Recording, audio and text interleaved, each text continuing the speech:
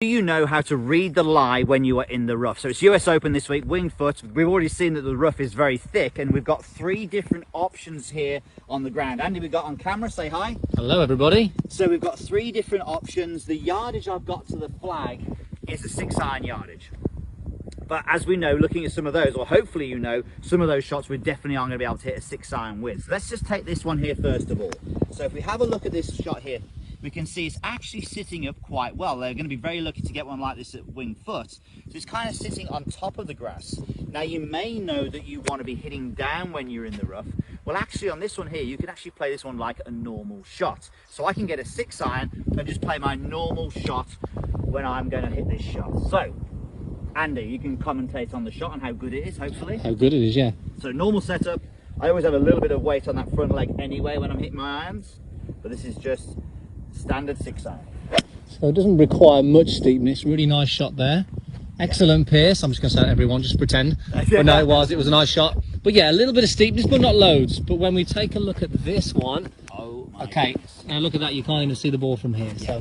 And one thing I will say as well, on this shot I've just played, you could play a hybrid from there or a 3-wood. You can play all sorts of clubs from there. This one, if ever we see one of our playing partners, clients, whatever, trying to hit a long club out of here, it's game over and we start shouting at them, because as you can see, there's no way I can get the club on the ball with anything of any length in an iron. So even a pitching wedge is going to be tricky on this shot. But there's definitely some things that we need to do now into our setup. So we want to create this steep angle of attack into the golf ball. So a few things that can help us with this. Ball position, put it back in the stance. Let's put a little bit more weight on that lead side.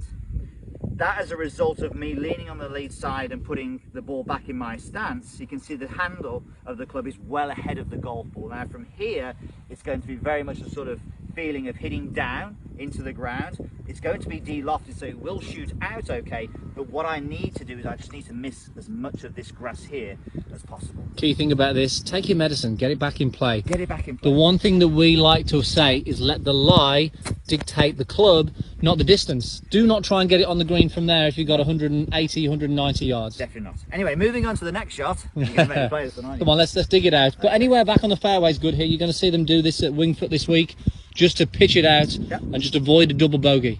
I guarantee there'll be golfers, good golfers, who won't get it out of the rough.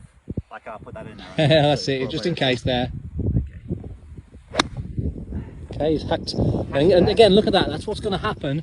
The ball's bouncing down the fairway, down the left-hand side. He's got probably a little wedge in there, but your chance to save par. That's the key thing. Now, next one.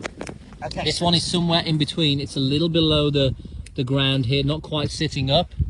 But yeah, just bring the camera in there again, Andy. The one thing that we do need to look at here as well is the direction the grass is going in. Now, US Open is going straight up, but here at the Asprey, it's actually going toward the target. That's good. If I was hitting this way, away from the green, hitting that direction, it's a harder shot. So by having the grass growing that way, the club is going to glide through. Well, it's going to move through the grass a lot easier. So straight away when I'm looking at this, well, it is sitting down, so a 6-iron might be a bit adventurous. But I need to understand, with all this grass behind the golf ball, I'm going to reduce the spin on my, say, 7-iron or 8-iron, which means it's going to come out a lot hotter. It's going to fly further because of reduced spin. So this 7-iron I'm about to hit will probably go as well as the 6-iron that I've just hit from the good lie. So it's definitely a 7-iron. Combination of the lie, the grain and the flyer lie that I'm going to get, but also the fact it's sitting down just a little bit. As far as the swing and setup, I may move the ball a little further back in this one. Maybe slightly more weight onto that lead side, but I'm still going to be hitting a pretty normal swing from here as I do this.